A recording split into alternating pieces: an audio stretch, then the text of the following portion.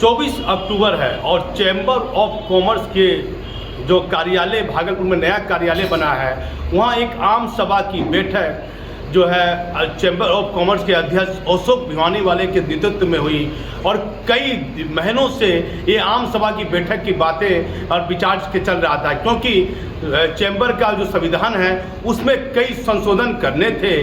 1999 के बाद 22 साल के बाद नया संशोधन, सभी संशोधन में जो नियम अशोक भिवानीवाला की तरह से विचार रखा गया था उसे प्रेरित किया गया। लक्ष्मी बाबू ने अपने संबोधन में इसे पारित करवाया और मैं आपको बता देता हूं कि चैम्बर की इस आम सभा की बैठक में कुछ अनुशासनहीनता देखी गई और इसमें सभी सम्मानित व्यापारी हैं और जो हंगामा आप इसे कह सकते हैं और वैचारिक मतभेद भी आप इसे कर सकते हैं। देखिए, चैम्बर ऑफ कॉमर्स के अध्यक्ष अशोक भिवानीवाले बैठक में थे और उन्होंने खड़े होकर सभी लोग को जो मेन सीट होती है बैठने की, जहां अध्यक्ष बैठे हुए थे, तो उन्होंने अपने जगह पर सबको खड़ा होकर संबोधन कर बुलाया और सभी को स्थान दिया। वहाँ महासचिव रोहित झुनझुनवाले भी थे और पुनीत चौधरी भी थे। मैं आपको बता देता हूँ विवाद हुआ कहाँ पर। लगातार संबोधन हो रहा था सभी लोगों का, जब पुनीत जी ने कहा कि लक्ष्मी बाबू को संबोधन के लिए बुलाया जाता है, उसी बीच में चैम्बर ऑफ कॉमर्स के अध्यक्ष अशोक भिवानीवाला ने कहा कि इससे पहले एक बात जो है संशोधन में जो बातें चल रही थी उसमें लिखना भूल गया था। अभिषेक जैन को बुलाना है और रेलवे में जो कार्य हुआ है उनका वह विचार रखेंगे अपने संबोधन में।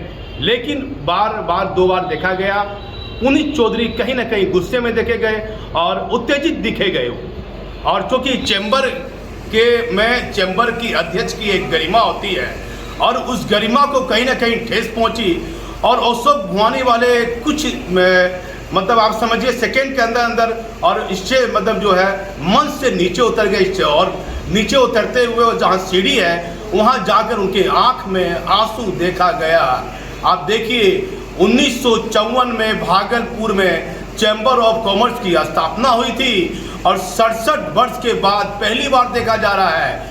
मेरा अपना जो अनुभव है, लंबा अनुभव पत्रकारिता का, मैं एक प्रकार से मेंबर भी हूं, लेकिन पत्रकारिता धर्म बताता है कि ये खबर बतानी बहुत जरूरी है। अशोक भिवानीवाले का पारिवारिक पृष्ठभूमि बहुत सम्मानित है और फरवरी में अध्यक्ष पद का चुनाव होना है। कुछ लोगों ने इस आम सभा में कहीं ना कहीं राजनीति की और पुनीत चौधरी जी एक सम्मानित व्यक्ति हैं, मैं उनका सम्मान करता हूं, लेकिन जो वीडियो मेरे पास में है, मेरे सामने जो बातें, मैं इसका पुख्ता गवाह हूं, क्योंकि पूरे कार्यक्रम में, पूरी आम सभा में मैं शामिल था, एक सदस्य होने के नाते, एक पत्रकार होने के भी नाते। तो पुनीत चौधरी साहब से कुछ गलती मुझे देखी गई। पहली गलती जो बताने बात है कि जब अध्यक्ष साहब ने स्पीच दे दिया कि अभिषेक जैन को बुलाया जाए और लक्ष्मी बाबू समय नीचे थे, और मैं ये बात बोल देता हूँ कि लक्ष्मी बाबू की उम्र काफ़ी हो गई है और उनको सुनने में कहीं ना कहीं प्रॉब्लम होता है, लेकिन वो नीचे खड़े थे। इसकी वीडियो मेरे पास में है। लेकिन फिर भी अध्यक्ष साहब के संबोधन के कहने के बाद भी पुनीत जी अपनी बात को ऊपर रख रहे थे और कहीं ना कहीं वो भी उत्तेजित दिख रहे थे। और अशोक भिवानीवाले क्योंकि एक सीधा आदमी, यदि आप देखिए कोई भी व्यक्ति अपने जीवन में कोई IAS हो, IPS हो या कोई आला अधिकारी हो, कोई नेता हो या कोई भी आदमी, आप इसे पत्रकार भी कर सकते हैं, कोई अपने जीवन में गलती करता है तो लोग को बहुत ज़्यादा दिल पर बात नहीं लगती है गलत आदमी को, लेकिन कोई सीधा आदमी को कोई बात आप बोल दीजिएगा तो उसको बात दिल पर लगती है। तो मैं आपको बता देता हूँ कि कहीं ना कहीं चैम्बर ऑफ कॉमर्स के अध्यक्ष अशोक बाबू को दिल पर बात छुई और वह अपने मंच से नीचे उतर गए। लेकिन बाद में नारायण बाबू जो हमारे बीच अब नहीं है, नारायण कोटरीवाल, नीलेश कोटरीवाल और निर्मल बाबू और कुछ सम्मानित सदस्य थे चैम्बर के, वह अशोक बाबू को बुलाए। फिर रोहित झुनझुनवाले ने संबोधन में कहा कि नहीं अध्यक्ष महोदय वापस आ पाइए। फिर मामला शांत हुआ। लेकिन आप मानिए पुनीत जी, मेरा अपना अनुभव है, फिर भी आपने माइक पर दोबारा संबोधन में कह दिया कि अध्यक्ष महोदय आप उत्तेजित हो गए, आपको ऐसा वाक्यों का, ऐसा शब्दों का उच्चारण आपको नहीं करना चाहिए, क्योंकि आपके पिता तुल्य है। कहीं ना कहीं बहुत सीनियर लोग वहाँ बैठे हुए थे। ऐसी चैम्बर ऑफ कॉमर्स के अध्यक्ष और आम सभा में ऐसी क्या राजनीतिक आ गई जो एक सम्मानित व्यक्ति को अपमानित किया गया। मैं पूरी वीडियो आपको दिखाऊंगा किन किन लोगों ने क्या क्या कहा है। और चैम्बर ऑफ कॉमर्स में सभी लोग सम्मानित हैं, पुनीत जी भी सम्मानित हैं। अभिषेक जैन के बारे में बताया जाता है, जो लोगों ने बताया कि अभिषेक जैन, अभिषेक डालमिया का चैम्बर के कुछ लोग विरोध कर रहे हैं। क्यों विरोध कर रहे हैं? क्योंकि कोरोना महामारी के समय में जो कुछ मुझे बताया है, जो चैम्बर से जुड़े हुए थे, जो चैम्बर से नहीं भी जुड़े हुए थे, कि अभिषेक जैन को ऑक्सीजन सिलेंडर के लिए या अन्य कामों के लिए रात में भी फ़ोन किया जाता था, तो फोन तुरंत उठाते थे और उनकी समस्या को सुनते थे। अभिषेक डालमिया का भी बहुत महत्वपूर्ण योगदान रहा।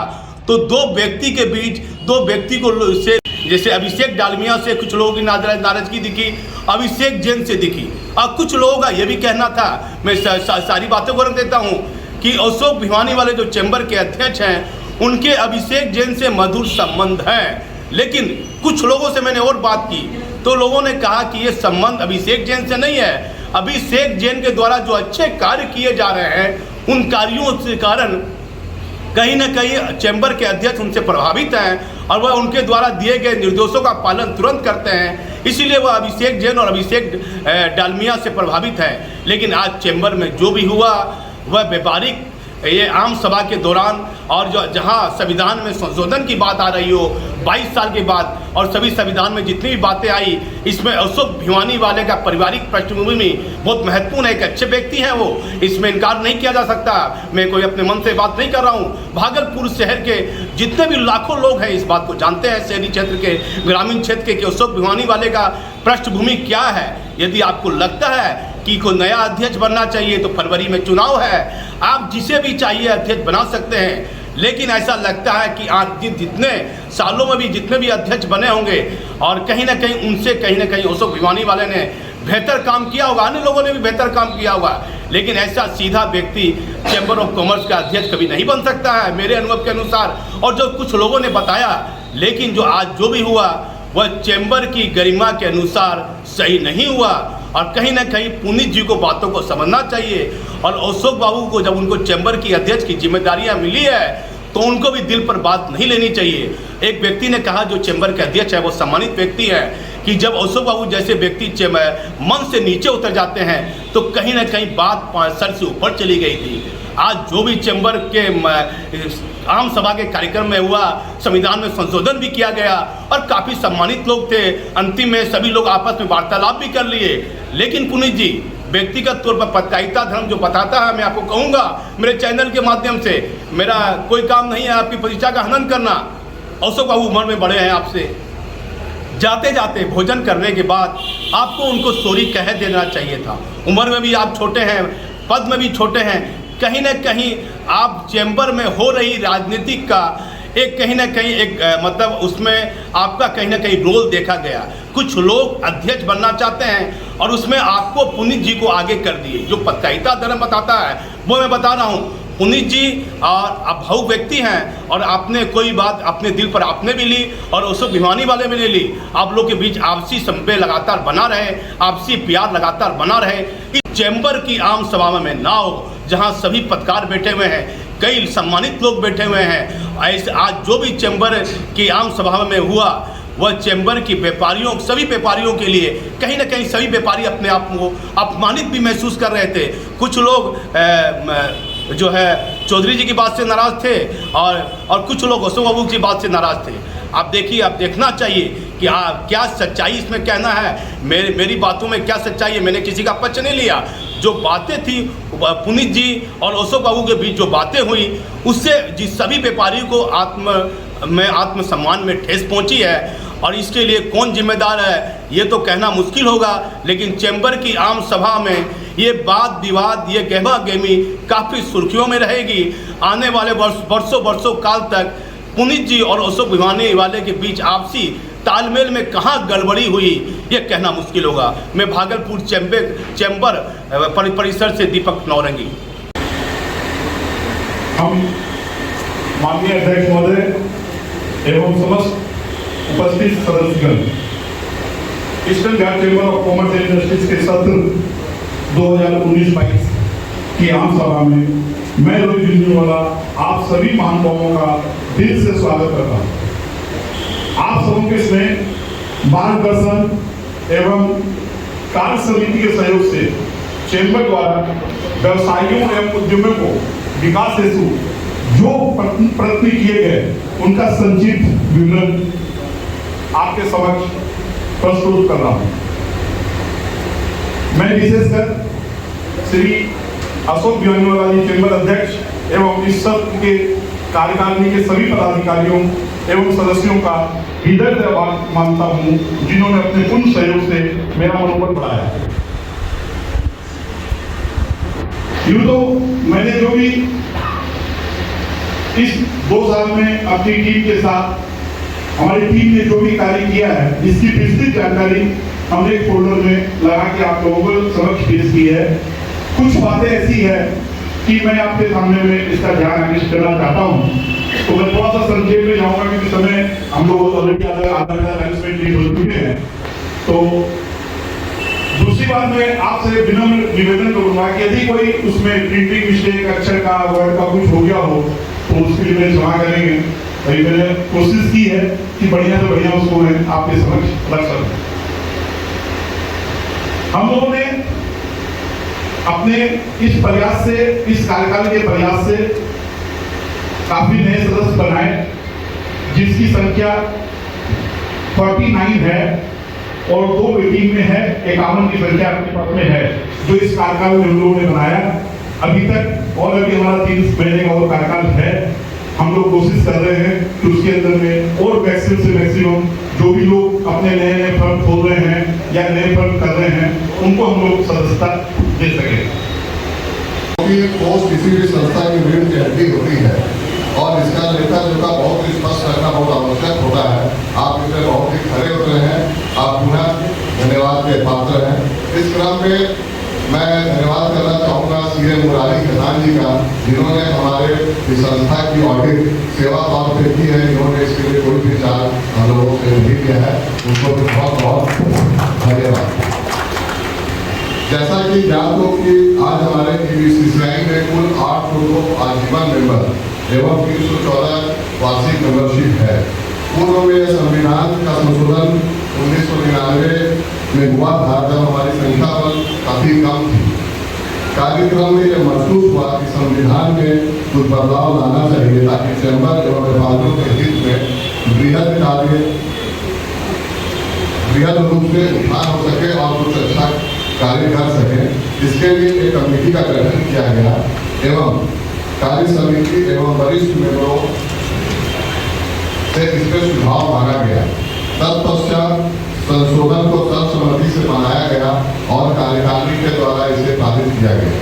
मैं आग्रह करूंगा हमारे वरिष्ठ एवं सम्मानित सदस्य श्री लक्ष्मी नारायण डोकानिया जी से कि वो आए और कार्य समिति से पारित संविधान को पढ़कर एवं इसे पारित करने के कार्य को संपन्न करें। मैं सभासदों से आग्रह करूंगा कि आप सकारात्मक सोच एवं संयम से इसे पारित करने में सहयोग करें। धन्यवाद। श्री लक्ष्मी नारायण जी डोकानिया। इससे पहले कि लक्ष्मी नारायण जी संविधान संशोधन पर आप सबों के बीच अपनी बातों को रखेंगे, लक्ष्मी नारायण जी 1 मिनट रुकिएगा, और 2 मिनट रुकिएगा। मैं सभा से एक अनुरोध करता हूँ कि एजेंडा जो आप लोगों को दिया गया है उसमें एक एजेंडा छूट गया है और मेरा यदि आप लोगों का आदेश होगा तो मैं चाहता हूँ कि चैम्बर ने जो रेलवे ने प्रयास किया है उसको भी आप लोगों के सामने रखा जाए और इसके लिए मैं अभिषेक जैन को बुलाना चाहता हूँ। अगर सभा का आदेश हो तो तालियां बजाकर फिर क्या ये एजेंडा मेरे लिस्ट में है, मैं कार्यक्रम उनका संयोजक हूँ, इसे हम लोग इसके बाद लेंगे। अध्यक्ष महोदय से अनुरोध है कि कृपया वो बात विवाद तक रहेगी। प्रतिष्ठान की सदस्यता प्रतिष्ठान के जीवन काल तक अथवा कर्मिका 6 में वर्णन के अनुसार रहेगी। आजीवन सदस्यों को चैम्बर विकास हेतु 250 रुपया सालाना विकास शुल्क देना अनिवार्य होगा। विकास शुल्क भुगतान नहीं होने की स्थिति में किसी भी चुनाव में संबंधित सदस्य का मतदान का अधिकार लंबित रहेगा। तो मेरा इस बारे में मैंने जो बात कही है उस पर विचार करते हुए इसको अनिवार्य किया गया है और मैं आजीवन सदस्यों से यहाँ पर अधिकांश संख्या में आजीवन सदस्य ही बैठे हुए हैं, उनसे मेरा एक और आग्रह है कि इस संशोधन को वो गनीमत से अपनी पूरा समर्थन दें और इसे पास करावें। और जो सदस्य अभी तक 250 रुपया नहीं दे सके हैं उनके पास स्मारक पत्र जाएगा और उन्हें यह अवश्य देना चाहिए, जिससे कि उन्हें मतदान का अधिकार उनका बना जा सके। इस बारे में आप लोगों की क्या राय है, क्या है, इस विषय में आपका समर्थन चैम्बर चाहता है। कृपया अपनी राय प्रकट करें। परिवर्तन करना है, मालिक तो वही है, तो उसी स्थिति में अपने अभी जो प्रावधान है उसी स्थिति में क्या था कि वो माने कि सदस्यता ही रद्द हो जाती थी। तो सदस्यता रद्द नहीं हो, नाम परिवर्तन भी हो, इस बारे में बहुत विचार विमर्श करके सोचा गया कि इसमें कुछ प्रावधान लाना चाहिए, तो यह प्रावधान लाया गया। सदस्य के प्रतिष्ठान के नाम परिवर्तन की स्थिति में उनके मालिक अथवा साझेदार की सहमति से परिवर्तन शुल्क 2500 रुपया लेकर कार्यकारिणी की स्वीकृति से नाम परिवर्तन किया जा सकेगा। एक 2500 रुपया किया एक शुल्क लेकर नाम परिवर्तन उनका कर दिया जाएगा। इसमें कोई कोताही नहीं होगी, उनकी सदस्यता बनी रहेगी। इस बारे में आप लोग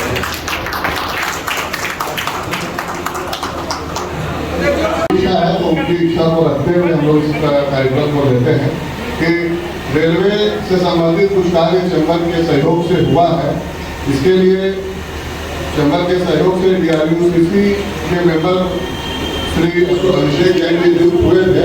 उनके समय काफ़ी बढ़ चुका है और हम लोग का डेटा और भी है, तो मैं आग्रह करूँगा श्री अभिषेक जैन जी से कि वो आए और संक्षिप्त में अपनी रिपोर्ट 3 से 5 मिनट में देने का कष्ट करें। Thank you.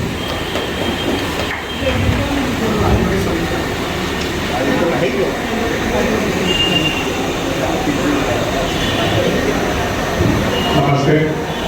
सम्मानित अध्यक्ष महासचिव महोदय एवं सदन में उपस्थित सभी सम्मानित महानुभावों का मैं हार्दिक अभिनंदन करता हूँ, स्वागत करता हूँ। यह मेरा परम सौभाग्य है कि सत्र 2019-22 की चैम्बर कार्यकारिणी में मुझे सामाजिक सदस्य के रूप में जोड़ा गया, जिसका मैं आभार व्यक्त करता हूँ। मुझे सत्र के प्रारंभ में जनसंपर्क समिति का संयोजक बनाया गया। तत्पश्चात मुझे Bihar chamber of Commerce and industries में अपने चैम्बर की सदस्यता होने के नाते पूर्व रेलवे में माला के वेतन में मुझे DRUCC मेंबर का प्रतिनिधि बनाया गया। मैं बिहार चैम्बर ऑफ कॉमर्स और eastern Bihar chamber of Commerce and industries Bhagalpur का आभार व्यक्त करता हूँ। मेरी पूरी कोशिश है कि मैं अपने दायित्व को पूरी लगन एवं मेहनत से निर्वाह करूँ। इस छोटे से समय में मैंने जो काम किया है वो आपके संक्षिप्त आपके सामने प्रस्तुत कर रहा हूँ। कोरोना का दिनांक 25 मार्च 2020 को से कोरोना महामारी के कारण भारतीय रेल सेवा बाधित हो गई थी। भागलपुर से होकर लगभग सभी ट्रेन का परिचालन बंद हो गया था। भागलपुर रेल स्टेशन भी सुना हो गया था। जब थोड़ी स्थिति सुधरने लगी तो मैंने दिनांक 1 अक्टूबर 2020 को रेलवे के मुख्य पदाधिकारी एवं रेल मंत्रालय से पत्राचार का अनुरोध किया कि भागलपुर से हावड़ा जमालपुर एक्सप्रेस, गया Howrah express, Farakka express, Lokmanya Tilak express, Bhagalpur सूरत एक्सप्रेस एवं भागलपुर पटना इंटरसिटी का परिचालन जल्द से जल्द प्रारंभ होना चाहिए। फलस्वरूप कुछ ही दिनों के पश्चात 3 ट्रेनें हावड़ा जमालपुर एक्सप्रेस, फरक्का एक्सप्रेस एवं भागलपुर सूरत एक्सप्रेस का परिचालन प्रारंभ हुआ, जिसके लिए भारत सरकार के रेल मंत्री माननीय पीयूष गोयल जी को दिनांक 10/10/2020 को धन्यवाद देते हुए पुनः अनुरोध किया कि अन्य एक्सप्रेस एवं पैसेंजर ट्रेनों का परिचालन प्रारंभ होना चाहिए।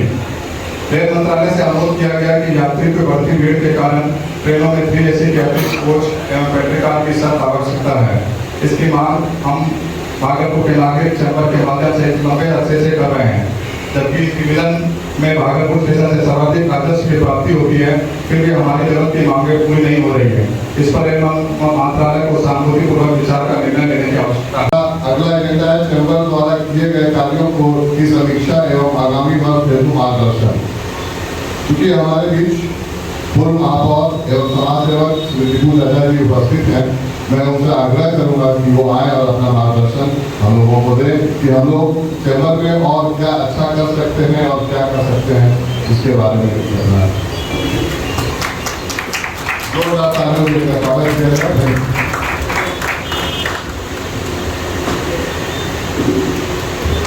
Eastern Bihar chamber of commerce के द्वारा आयोजित आज इस आम सभा में और संविधान संशोधित जो ये बैठक रखी गई है, चैम्बर के अध्यक्ष आदरणीय हमारे बड़े भाई अशोक भिवानीवाला जी, हमारे मित्र रोहित भिवानीवाला जी, शरद जी, पुनीत जी, नीरज जी, गिरधर जी, मनीष जी, मुन्ना जी, और यहाँ बैठक में उपस्थित हमारी छोटी बहन और शहर की पूर्व महापौर प्रीति शेखर जी, आदरणीय हमारे सभी जितने भी व्यापारीगण हैं, चाचा जी, रमन भैया, अमित भैया, सभी का मैं इस बैठक में हृदय से स्वागत करता हूँ। हमारे eastern Bihar chamber of commerce ये एकदम शुद्ध व्यवसायी की संस्था है और व्यवसायियों के हित में ही काम करती आ रही है। जैसा कि अभी आप लोगों ने देखा कि चैम्बर के महासचिव हमारे रोहित जी ने जो प्रतिवेदन पढ़ा था, उसमें विस्तृत से जितने भी कार्य किए गए 3 साल में चैम्बर के द्वारा लगभग उसमें सब विषय में इन्होंने रखा है। हमारा एक सुझाव होगा अध्यक्ष जी को और पूरी चैम्बर की कमेटी को कि जिसमें मैं 2010 में चैम्बर का उपाध्यक्ष हुआ करता था और क्योंकि मैं अपने जीवन में ये बात जरूर कहूँगा चैम्बर के कि मेरे राजनीतिक जीवन में आने का माध्यम चैम्बर ही रहा। 2010 में और 2012 में मैंने मेयर बन गया था।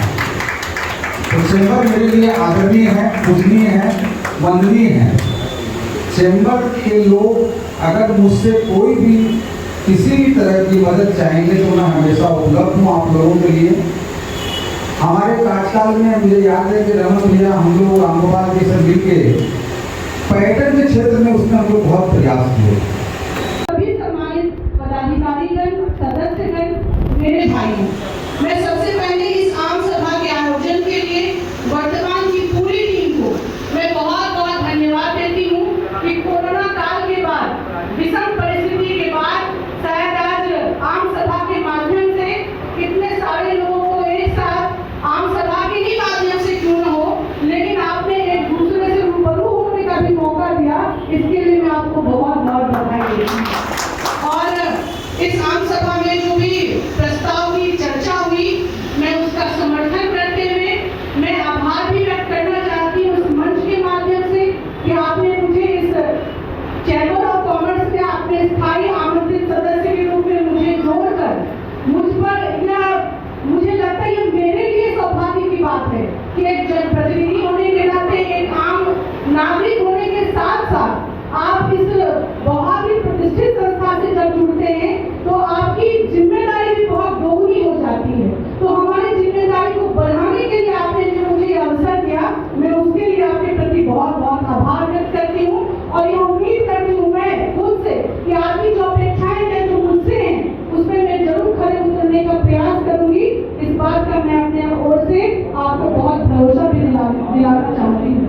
और मैं आज के इस अवसर पर जो चैम्बर के जो कार्य है और इसके बारे में जो सुझाव है, इसके बारे में पुनीत जी ने मुझे आग्रह किया है, तो मैं सबसे पहले आज मैं जब प्रवेश की, मुझे बहुत सारे सदस्यों से शायद पहली मुलाकात होगी क्योंकि मैं चैम्बर ऑफ कॉमर्स से पहले जुड़ी भी नहीं थी। तो आज जो शुरू में थोड़ा तल्ख माहौल जरूर हुआ, लेकिन मैं एक बात जरूर कहना चाहूंगी कि यहाँ पर जो टीम बैठी है और जब तक जो टीम हुई है, सब में कभी न कुछ अच्छाइयाँ रहती है, थोड़ी बहुत कमियाँ भी रहती हैं, लेकिन हर कोई उस कमियों को आगे उसको दूर कर आगे बढ़ने का प्रयास करता है। तो जो वर्तमान में होता है उसके साथ साथ हम टीम की जवाबदेही होती है कि हम सबके सुझाव को साथ लेकर चले और जो साथ वाले लोग होते हैं उनका भी एक कर्तव्य बनता है कि हम अपने सुझाव पर कैसे अमल करवाएं, उनसे आग्रह करके कोऑर्डिनेशन करके कैसे हम व्यापार हित में, कैसे व्यापारियों के हित में हम इस चैम्बर के कार्यकलाप को आगे बढ़ाएं। तो मैं बस एक ही पंक्ति कहना चाहूंगी इस बारे में कि अभी अशोक भिवानीवाला जी अध्यक्ष हैं, इनके तरफ से ही हम कहना चाहेंगे, अभी आज के पद पे हैं कि माना कि जोड़ो जमा हम ही पर कीजिएगा, अगर हम तो किस पर कीजिएगा। तो ये सुन रहे हैं, इसीलिए आप इनका साथ सहयोग करें, साथ दें इस आम सभा के माध्यम से मैं चैम्बर के जो पूर्व में जो कार्य हुए हैं, भले ही 2 वर्षों में जो कोरोना के संकट काल में जो परिस्थितियां बनी उसमें लोग बाहर नहीं निकल रहे थे, लेकिन उस संकट की परिस्थितियों में भी चैम्बर ऑफ कॉमर्स के द्वारा जो कोरोना पीड़ितों की सेवा के जो कार्य किए गए, उन्हें खाद्य सामग्री आपूर्ति करा के, उन्हें ऑक्सीजन सिलेंडर मुहैया करा के, उन्हें एम्बुलेंस की सुविधा प्रदान करके, इस प्रकार से कई सारे कार्य उन्होंने उनके सदस्यों के द्वारा किए गए जो मानवता को बढ़ाने का कार्य इस माध्यम से उन्होंने किया। इसके लिए मैं उनके प्रति साधुवाद देती हूँ। साथ ही साथ मैं जहाँ तक देख पाई कि आपने विभिन्न यहाँ चाहे राजनीतिक माध्यम से जो भी संबंधित प्रतिनिधि यहाँ पर आए, जो किसी भी विभागों के मंत्री यहाँ पर आए, तो आपने इस शहर की समस्याओं की तरफ उनका ध्यान आकृष्ट कराया है। समस्या का समाधान होना यह सबके बस की बात नहीं, सब समस्या का समाधान करा ही दे यह कोई जरूरी भी नहीं, लेकिन हम उस समय गलत हो जाते हैं जब हम समस्या के खिलाफ आवाज नहीं उठाते हैं। तो वह आवाज उठाने का काम चैम्बर ने किया है। इसके लिए मैं आप सभी के प्रति बहुत बहुत आभार व्यक्त करती हूँ कि आपने आवाज उठाने का काम किया। आप समस्याओं की तरफ लोगों की नजरों को ध्यान दिलाने का प्रयास किया। यह प्रयास जारी रखते रहना चाहिए, ये मेरा सुझाव है। साथ ही साथ मैं यहाँ पर देख पा रही हूँ, यहाँ मंच से मेरी नजरें पीछे तक जा रही है, लेकिन यहाँ पर महिला सदस्यों की संख्या बहुत कम है। तो चूंकि मैं भी इससे जुड़ी हूँ, तो मेरा भी सहयोग रहेगा और मेरा यह सुझाव भी होगा कि चैम्बर ऑफ कॉमर्स से महिलाएं भी जुड़े, महिलाओं की भी संख्या ज्यादा हो, इसमें महिलाओं की भी भागीदारी हो, क्योंकि आधी आबादी के बिना आप पूरी जिंदगी की कल्पना नहीं कर सकते हैं। इसलिए पूरी अच्छे से सफलता प्राप्त करना है तो आधी आबादी का भी समायोजन यहाँ पर करना चाहिए, ऐसा मेरा सुझाव है। और हमें लगता है कि आप सब लोग नारी का सम्मान करने वाले हैं, तो हमारे सुझाव पे किसी को कोई आपत्ति भी नहीं होनी चाहिए। साथ ही साथ मित्रों में यहाँ पर देख पा रही तो वो उसमें अप्लाई कर सकता है। उसमें सरकार जो है वो 10 लाख रुपया आपको इंटरेस्ट फ्री देती है, जिसमें 5 लाख रुपया सब्सिडी होता है। 5 लाख रुपया आपको 10 साल के बाद 10 इंस्टॉलमेंट वापस करना होता है। और इसके लिए आपको गवर्नमेंट ऑफ बिहार के इंडस्ट्री डिपार्टमेंट से हम लोगों ने, जैसे बिहार इंडस्ट्री एसोसिएशन में हम लोगों ने अपना अप्रूवल कराया हुआ है। आज हमने 200 से ज़्यादा स्टार्टअप को 10-10 लाख रुपया दिलाया है। हम लोग उनको ट्रेनिंग देते हैं, कैसे व्यापार करना है, कोई आइडिया नया लेके आता है उसको हम लोग बताते हैं, और सरकार हमारे रिकमेंडेशन पे उनको 10 लाख रुपये देती है।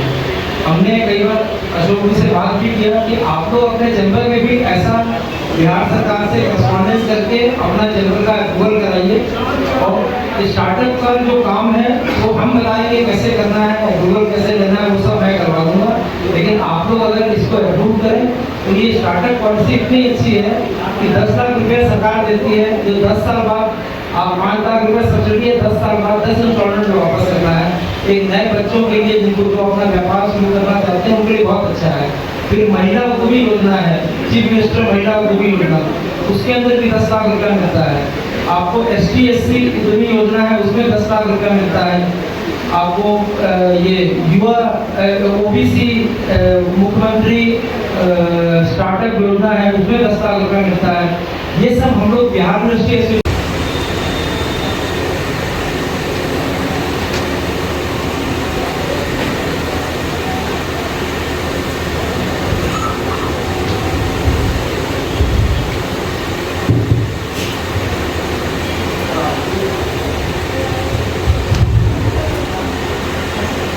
समय बहुत हो गया है। मैंने अपने विचारों को आप सबों के साथ शेयर किया है लिखित रूप में। आपको जो फोटो प्रेषित हुआ है उसमें उसे हमने डाल दिया। फिर भी मैं खुद आप लोगों के समक्ष कुछ बातें रखना चाहता हूँ।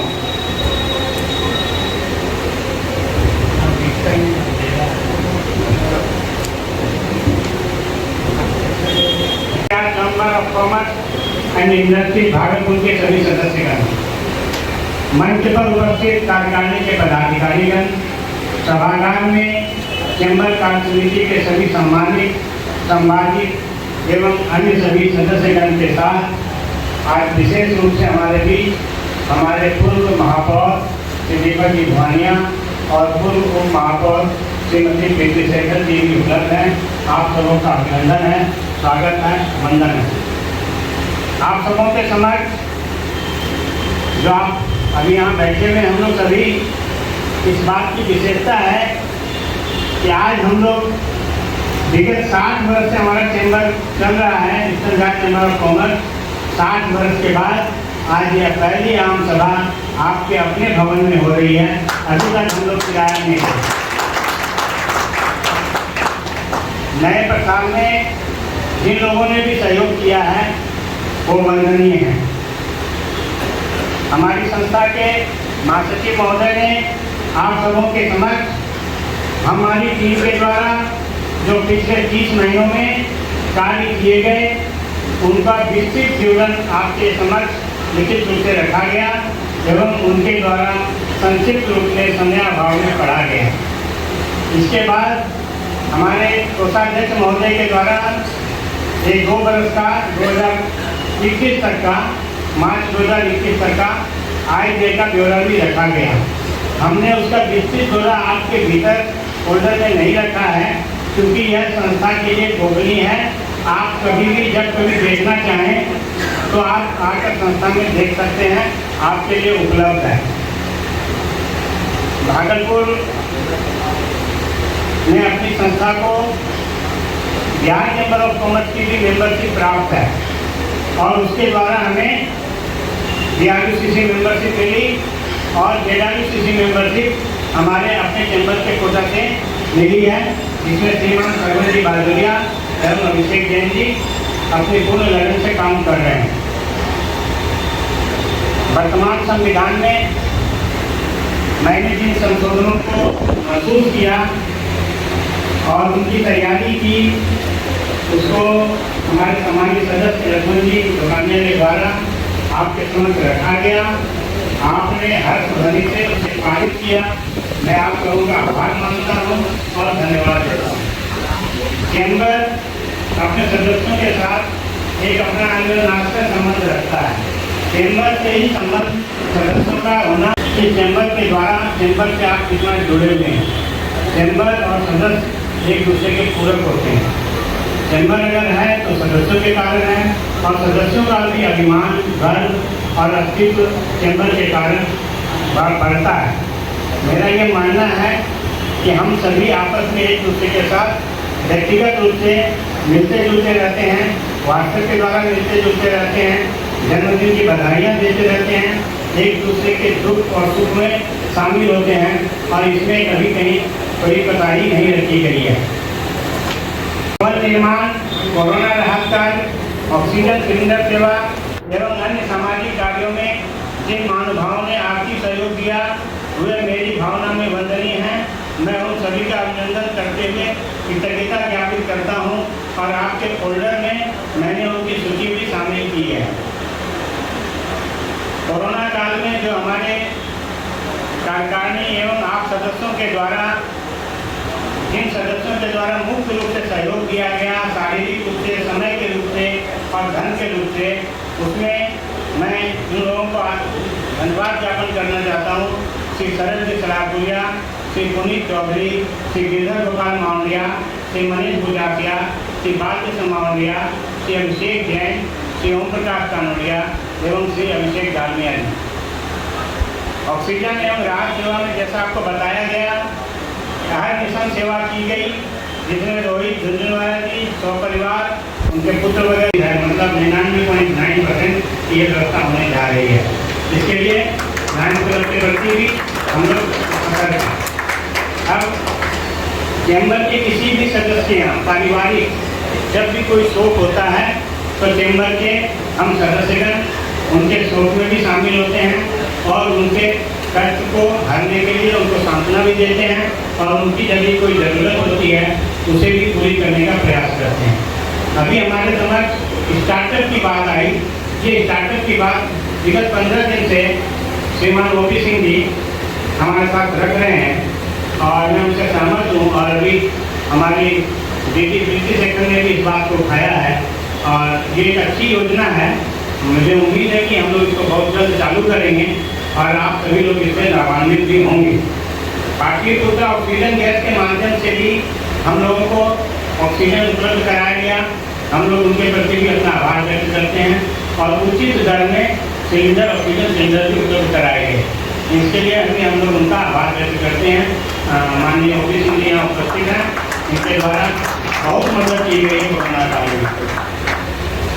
और समय चूँकि बहुत ज़्यादा बीत गया है, इसलिए मैं सबों को धन्यवाद देते हुए अपनी वाणी को विराम देना चाहता हूँ।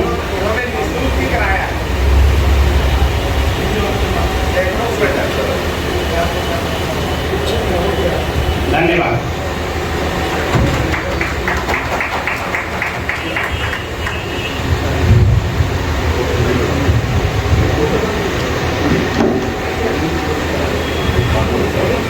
धन्यवाद अध्यक्ष महोदय, आपने अपना प्रतिवेदन पढ़ा और लोगों ने सदस्य जो सभा में उपस्थित है, अगर अपनी कोई बात बताना कल्याण में विषय हो तो एक एक करके हाथ उठाएंगे और कृपया संक्षिप्त में अपना प्रश्न रखेंगे।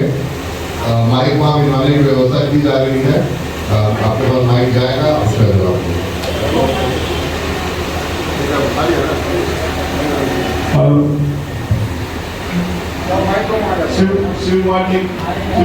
शिव कुमार साहब।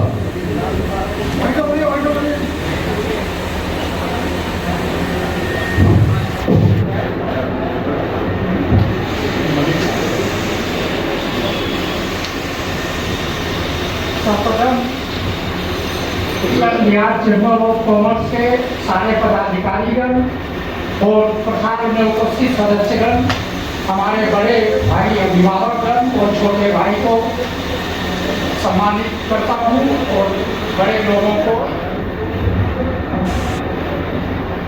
तो सम्मान।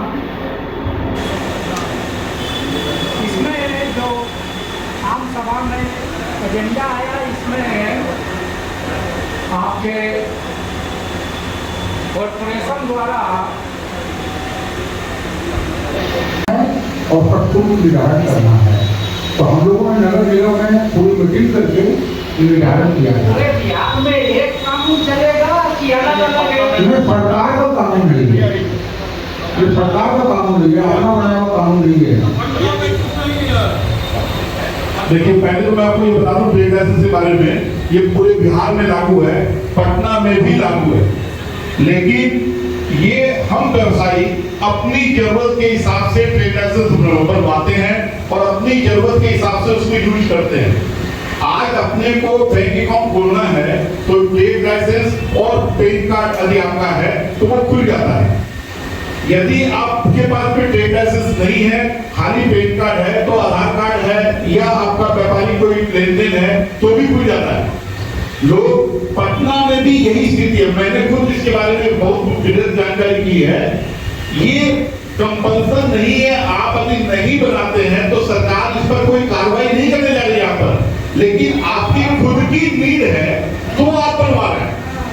ये हकीकत यही है, इसलिए कंपल्सरी नहीं है, कंपल्सरी नहीं है। ठीक है, तो फिर कैंप लगवाने का कोई उचित नहीं खुद कैंप क्यों लगवाते? जब ठीक है कैंप क्यों लगवाते हैं? अब जब ये ठीक है तो कैंप क्यों लगाते हैं? ये ऐच्छिक नहीं है, ये मैंने वहाँ पर कोई जगह नहीं है। अगर ठीक है तो देखिए ये ऐच्छिक नहीं है। चैम्बर की फॉर्मूला, चैम्बर को इसको आगे बढ़ के क्लियर करना चाहिए। नहीं है ये इसके लिए लागू नहीं, आपने जो कहा वो मैं मानता हूँ, इसका मतलब लागू नहीं है। हम अपनी इच्छा से बनवाते हैं, जीवन नहीं करवाते नहीं जाके बनवाएंगे तो ऐसा ऐसा पूरे दिन में जाके बनवाएंगे। हम अपनी इच्छा से ऐसा होता नहीं है।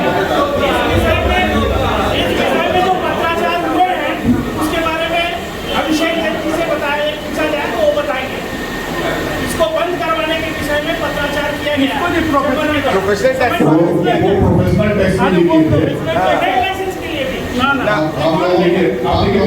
टैक्स की जहाँ तक बात है, प्रोफेशनल टैक्स के बारे में हम लोगों ने सारे पदाधिकारियों से बात की और वो भी है ये डराते हैं, नोटिस आ जाता है।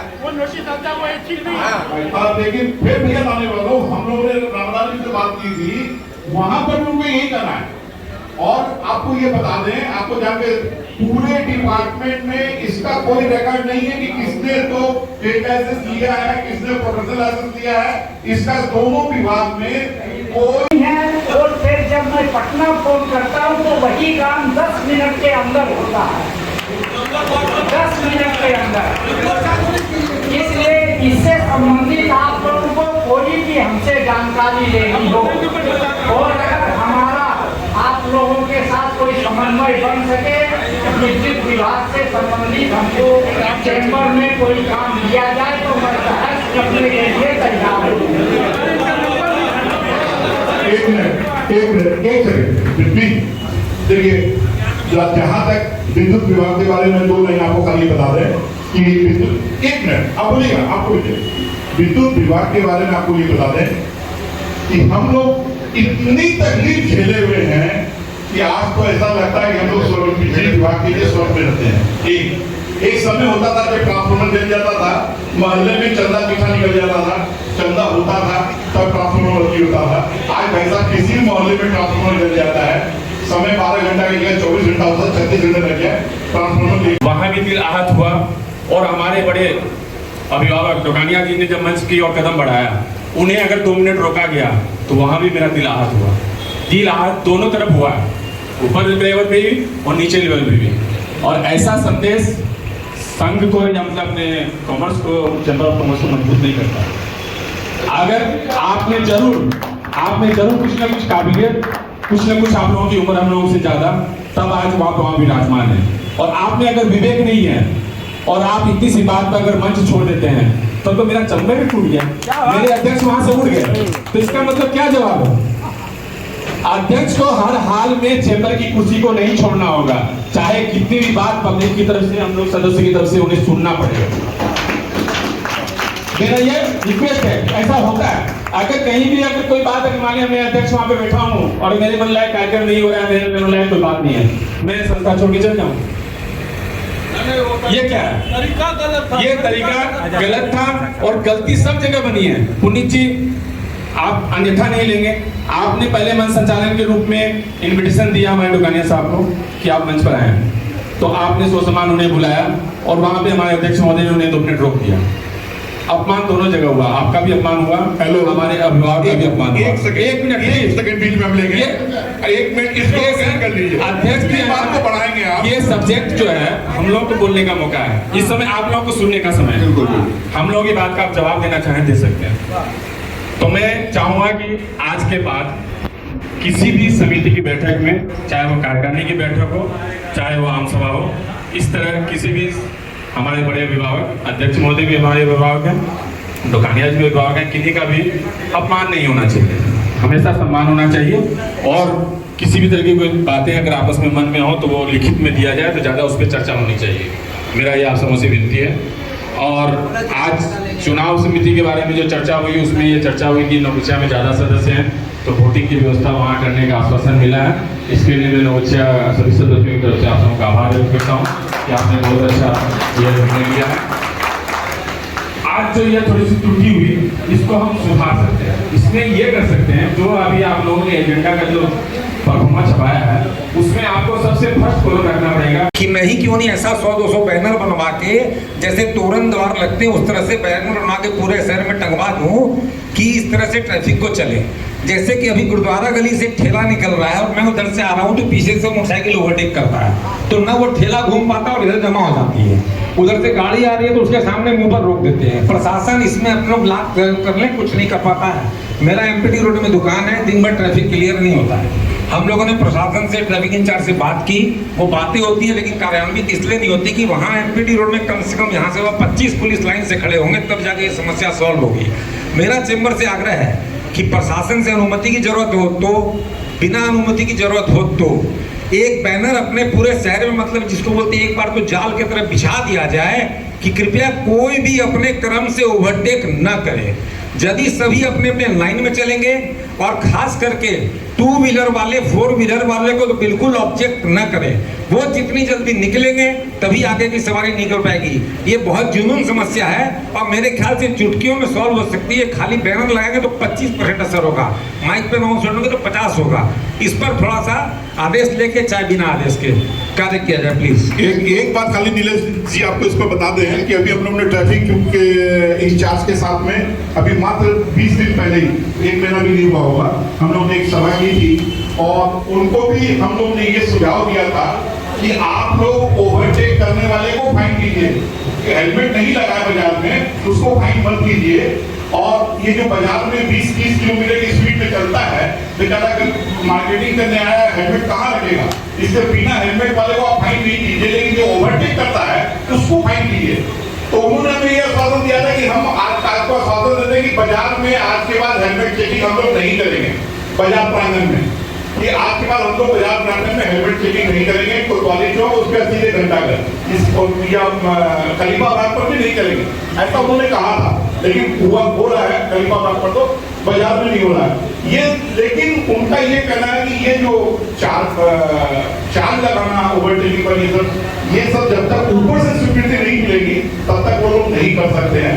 और ये इतना बड़ा मुद्दा है ट्रैफिक वाला, इसमें डीएम साहब भाग जाते हैं, एसपी साहब भी भाग जाती हैं, मतलब कोई भी आप बात करते हैं, हाँ सब मिलेंगे तब बात करेंगे। वन वे का मुद्दा है, चाहे ट्रैफिक ओवरटेकिंग का मुद्दा है, मार्केट का मुद्दा है, ठेला का मुद्दा है।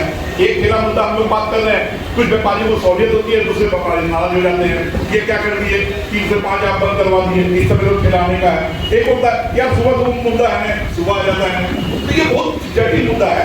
इसको हम लोग इसको अगले मीटिंग में लेंगे, जिसमें कि उस व्यापारी का रजिस्ट्रेशन नंबर या जीएसटी नंबर या पैन नंबर भी अंकित हो, उस तरह से नया आईडी कार्ड बनाने की प्रक्रिया किया जाए। दूसरा, मैं सभी पदाधिकारीगण, माननीय दीपू वानिया जी और मैडम प्रीति शेखर जी के माध्यम से ये ध्यान आकृष्ट करना चाहूँगा कि चेंबर ने एक बार कैंप लगाया था, विभिन्न कैंप लगाते रहते हैं, राजस्व के लिए भी कैंप लगाया था, जो कि अंचल का टैक्स का कलेक्शन अच्छा खासा हुआ था, 5 लाख से ऊपर हुआ था। उसके बाद ये देखा गया कि जितना टैक्स कलेक्शन हुआ और जितने का रसीद कटा, हमारा भी एक 1200 का रसीद कटा था 10 साल का, तो उसको अप टू डेट नहीं किया गया, काफ़ी हाल फिलहाल तक अप टू डेट नहीं हुआ।